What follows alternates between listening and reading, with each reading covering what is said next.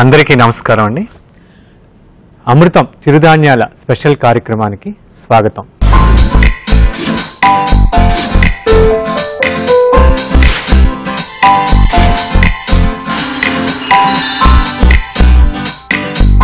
ఈరోజు మనం కొర్రలతోటి ఒక 2 వంటలు ఎలా తయారు చేసుకోవాలో చూద్దాం. ముందుగా కొర్ర కట్లెట్, కొర్ర పిండితోటి కట్లెట్ని ఎలా తయారు చేసుకోవాలో దానికి కావాల్సిన పదార్థాలు ఇప్పుడు చూద్దాం.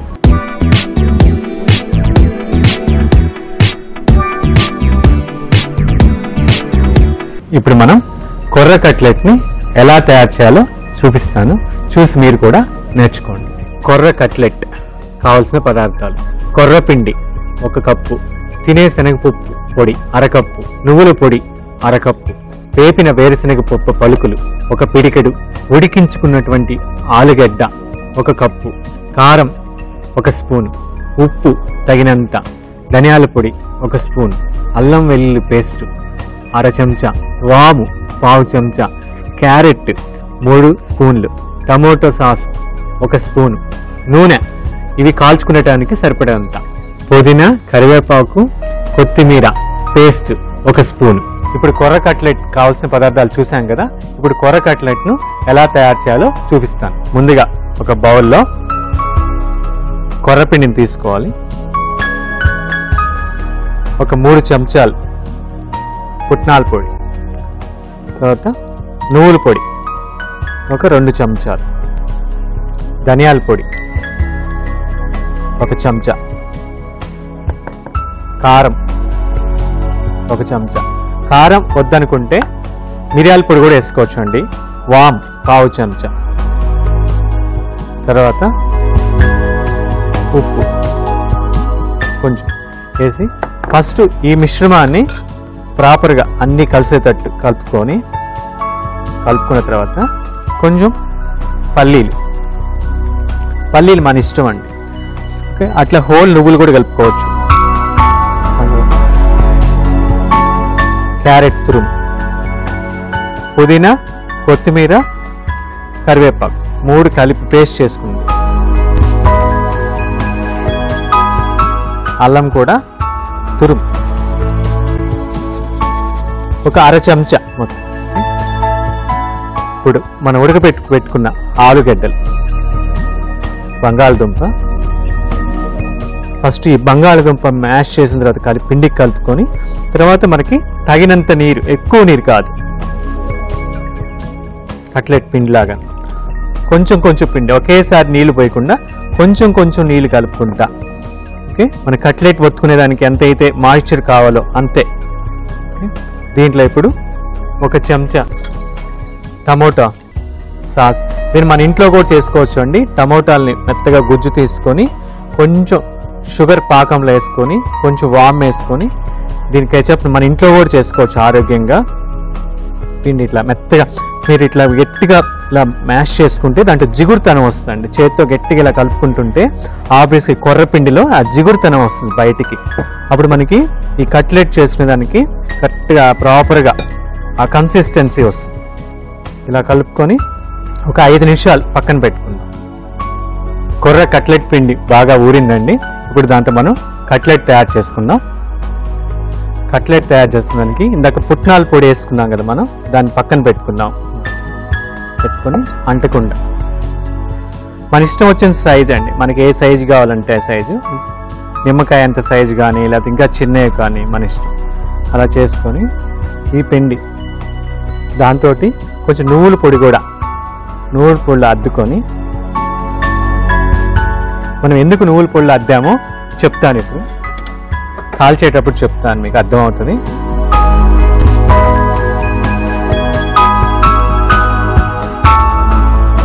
ఈ విధంగా నేను కొర్ర కట్లెట్లన్నీ తయారు చేసి పెట్టుకుంటాను.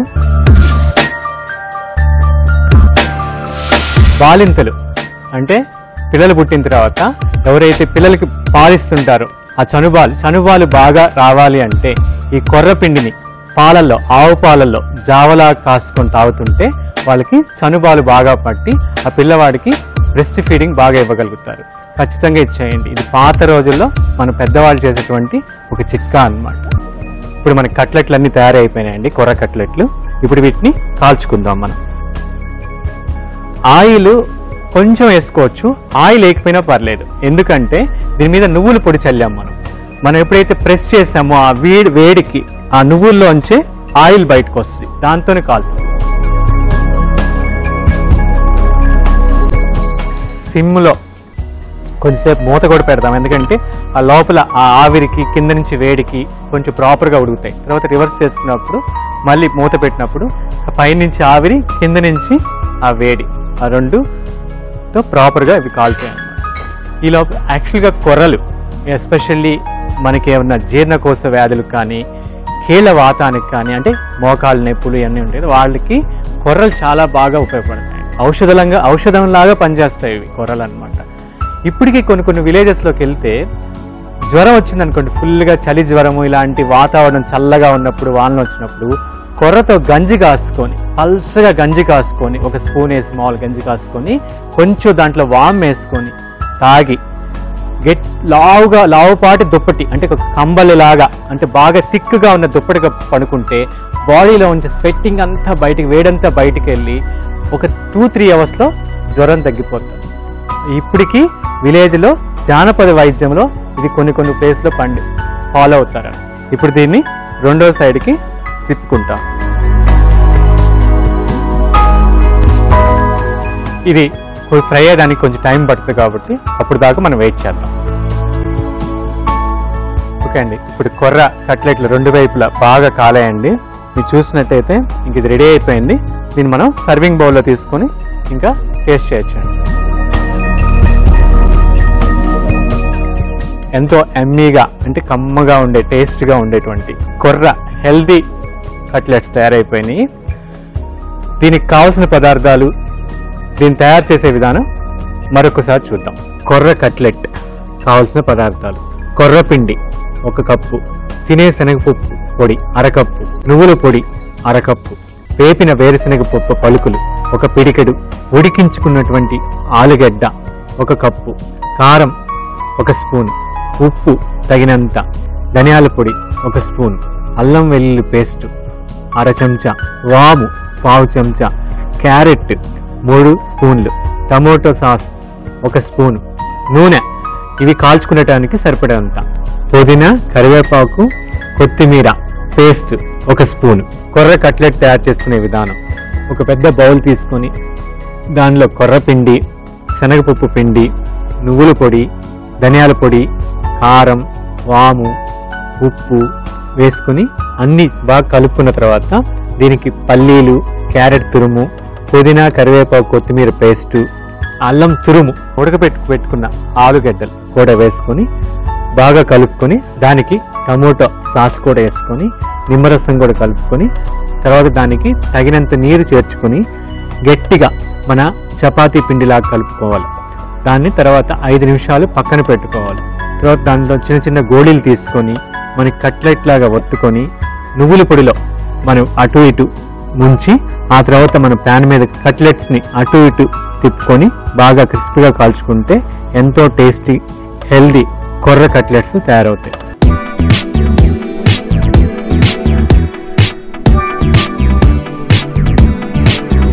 ఇప్పుడు మనం కొర్ర కట్లెట్కి కావాల్సిన పదార్థాలు, దాన్ని తయారు చేసే విధానం చూసాం కదా. ఇప్పుడు దీన్ని టేస్ట్ చూసి ఎలా ఉందో చెప్తాను.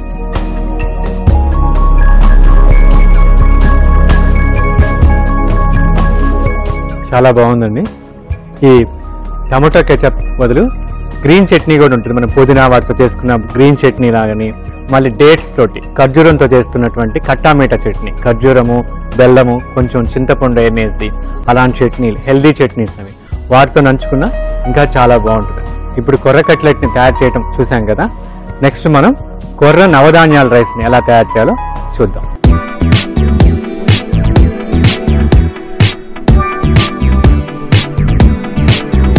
కొర్ర నవధాన్యాల రైస్ కావాల్సిన పదార్థాలు చూద్దాం. కొర్రలు 1 కప్పు, ఆవాలు 1 చెంచా, ఎండుమిర్చి 2, పచ్చిశనగపప్పు 2 చెంచాలు, కరివేపాకు 1 రెమ్మ, కొత్తిమీర తరుగు 2 స్పూన్లు, పచ్చిమిర్చి తరుగు 1 స్పూను, నూనె 1 స్పూను, ఉప్పు తగినంత, కందిపప్పు 2 స్పూన్లు, మినపప్పు 1 స్పూను, పెసలు 1 స్పూను, బొబ్బర్లు 1 స్పూను, ఉలవలు 1 స్పూను, అవిసి గింజలు 2 స్పూన్స్, గుమ్మడి గింజలు 1/2 స్పూను, తర్బూజా గింజలు 1 స్పూను, మిరియాలు 1 స్పూను, ధనియాలు 2 స్పూను, జీలకర్ర 1 స్పూన్.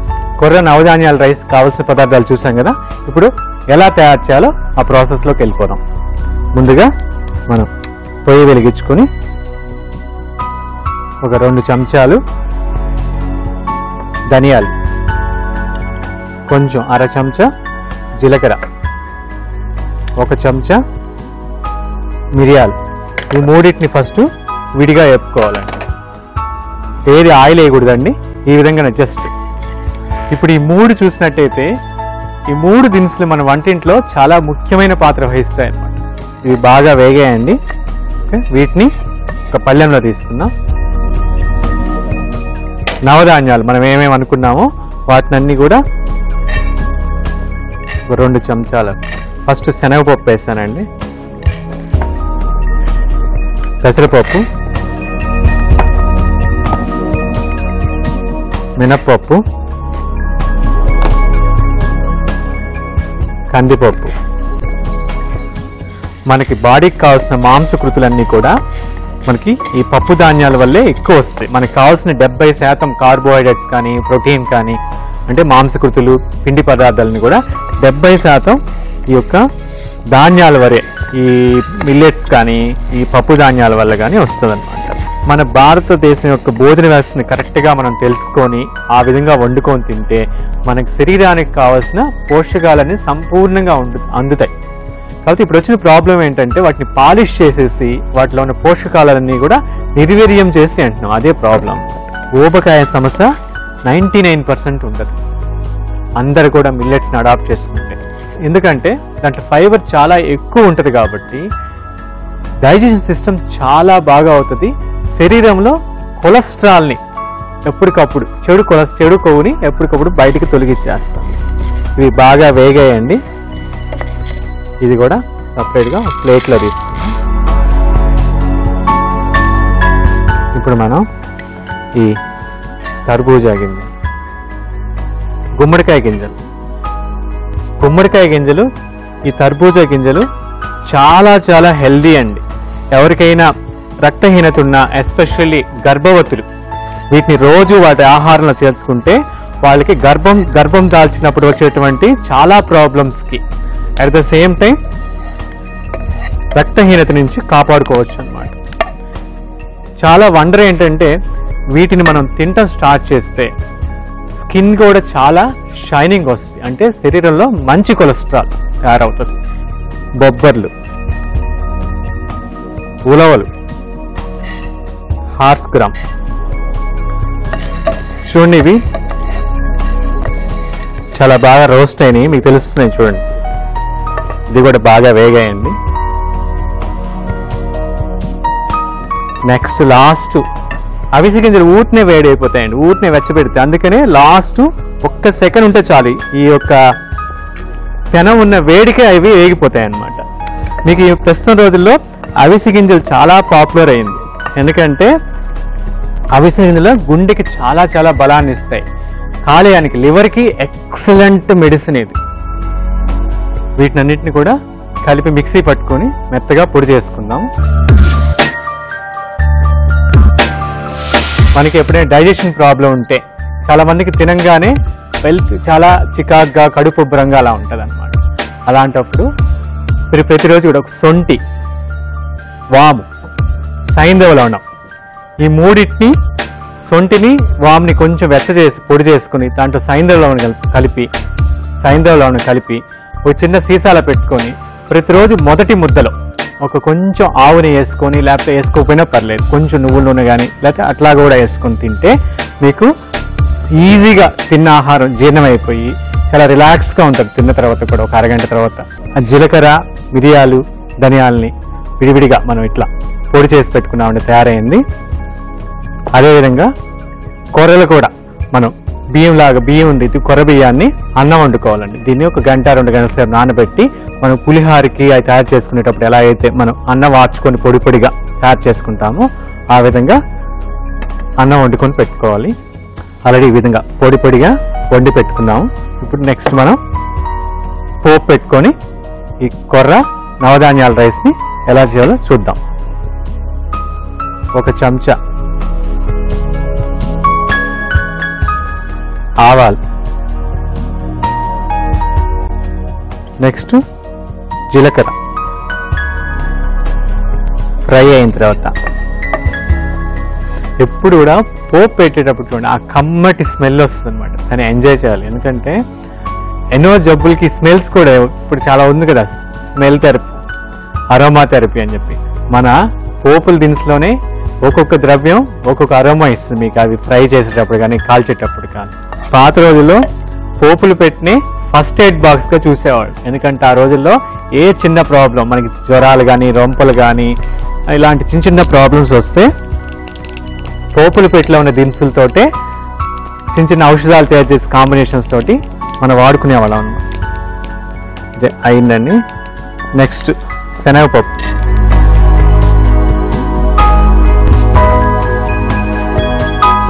శనగపప్పు వేసాం. ఇది 1 నిమిషం బాగా వేగి ఆ క్రిస్పీ వచ్చిన దాకా వేపుకుంటాం. నెక్స్ట్ మనం పచ్చిమిర్చి తరుగు. ఎవరికైనా అల్సర్ ప్రాబ్లమ్స్ కానీ, అల్సర్స్ కానీ, కడుపులో పూత ప్రాబ్లం ఉంటే పేగులో, వాళ్ళు మిర్చి వాటిని తగ్గించేసేయండి. పెప్పర్ వాడుకోవచ్చు కావాలంటే. ఎండుమిర్చి, నెక్స్ట్ కరివేపాకు. ఇప్పుడు ఇది ఏగిపోయిందండి.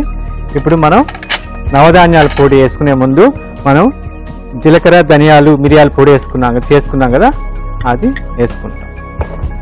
అది 1 నిమిషం వేగిన తర్వాత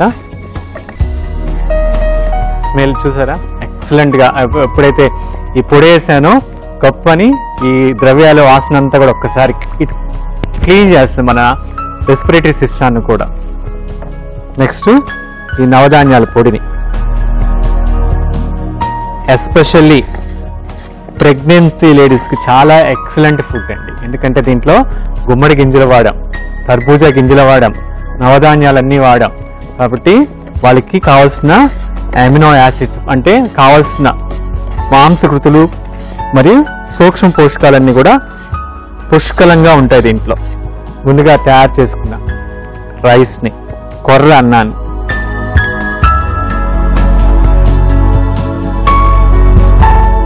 దానికి కలిపిన తర్వాత ఒకసారి దీన్ని ప్రాపర్గా కలిపి సిమ్లో పెట్టుకోవాలండి, చిన్న మంట మీద. కొంచెం తగినంత ఉప్పు, బాగా ప్రాపర్గా మిక్స్ అయ్యేటట్టు మనం కలుపుకొని కొర్ర నవధాన్యాల రైస్ తయారైపోయిందండి. దీన్ని మరింత రుచి కోసం 1/2 చెంచా నుంచి 1 చెంచా దాకా మనం నిమ్మరసం ఈ వేడి మీద ఉన్నప్పుడే గార్నిష్ చేసుకునే దానికన్నా ముందే గార్నిష్కి ముందే కొంచెం కొత్తిమీరని కూడా సన్నగా ఇలా తరిగి కలుపుకుంటే ఈ వేడికి ఈ ఎసెన్స్ కూడా ఆ రైస్కి పడుతుందండి.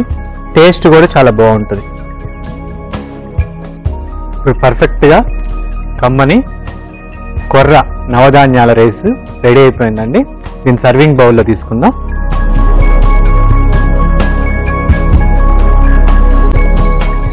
నవధాన్యాల రైస్ రెడీ అయిపోయిందండి. దీన్ని టేస్ట్ చేసే ముందు దీనికి కావలసిన పదార్థాలు, దీన్ని తయారు చేసే విధానం మరొకసారి చూద్దాం. కొర్ర నవధాన్యాల రైస్ కావలసిన పదార్థాలు: కొర్రలు 1 కప్పు, ఆవాలు 1 చెంచా, ఎండుమిర్చి 2, పచ్చిశనగపప్పు 2 చెంచాలు, కరివేపాకు 1 రెమ్మ, కొత్తిమీర తరుగు 2 స్పూన్లు, పచ్చిమిర్చి తరుగు 1 స్పూను, నూనె 1 స్పూను, ఉప్పు తగినంత, కందిపప్పు 2 స్పూన్లు, మినపప్పు 1 స్పూను, పెసలు 1 స్పూను, బొబ్బర్లు 1 స్పూను, ఉలవలు 1 స్పూను, అవిసె గింజలు 2 స్పూన్స్, గుమ్మడి గింజలు 1/2 స్పూను, తర్బూజా గింజలు 1 స్పూను, మిరియాలు 1 స్పూను, ధనియాలు 2 స్పూను, జీలకర్ర 1 స్పూన్. కొర్ర నవధాన్యాల రైస్ చేసే విధానం: ముందుగా పచ్చిశనగపప్పుని, పెసరపప్పుని మినపప్పుని, కందిపప్పుని నూనె లేకుండా ఒక మూకుళ్ళ వేపి పక్కన పెట్టుకోవాలి. తర్వాత బొబ్బర్లని, ఉలవలను కూడా దోరగా వేపుకొని పక్కన పెట్టుకోవాలి. తర్వాత గుమ్మడి గింజలు, తర్బూజా గింజలను కూడా దోరగా వేపుకొని పక్కన పెట్టుకోవాలి. తర్వాత ఫ్లాక్స్ సీడ్స్ని కూడా దోరగా వేపుకొని పక్కన పెట్టుకోవాలి. తర్వాత ధనియాలని, జీలకర్ర, మిరియాలని కూడా కలిపి దోరగా వేపుకొని పక్కన పెట్టుకోవాలి. ఒక మూకుడు తీసుకొని 1 స్పూన్ నూనె తీసుకొని అది బాగా కాగిన తర్వాత ఆవాలు, జీలకర్ర, పచ్చిశనగపప్పు, పచ్చిమిర్చి తరుగు, ఎండుమిర్చి, కరివేపాకు అది కూడా దోరగా వేగిన తర్వాత దానికి మనం తయారుగా చేసుకు పెట్టుకున్న మిరియాలు, ధనియాలు, జీలకర్ర పొడి, తర్వాత నవధాన్యాల పొడి 2 వేసుకొని ఒక 1/2 నిమిషం ఈ పోపుకి అది ప్రాపర్గా కలిసిన తర్వాత కొర్ర అన్నాన్ని కూడా కలిపి తగినంత ఉప్పు చేర్చుకొని నిమ్మరసం, కొత్తిమీర తరుగు కూడా వేసుకుంటే చాలా కమ్మటి ఆరోగ్యకరమైన కొర్ర నవధాన్యాల రైస్ తయారవుతుంది.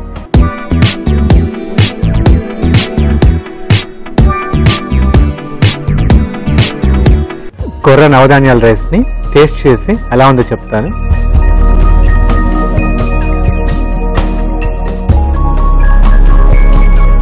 చాలా చాలా బాగుంది రియల్లీ. ఎందుకంటే ఇన్ని పప్పు ధాన్యాలు కలిసి మీరు ఒక్కసారి తిన్నారంటే దీన్ని కంపల్సరీగా చేసుకుంటారు ఫ్రీక్వెంట్గా.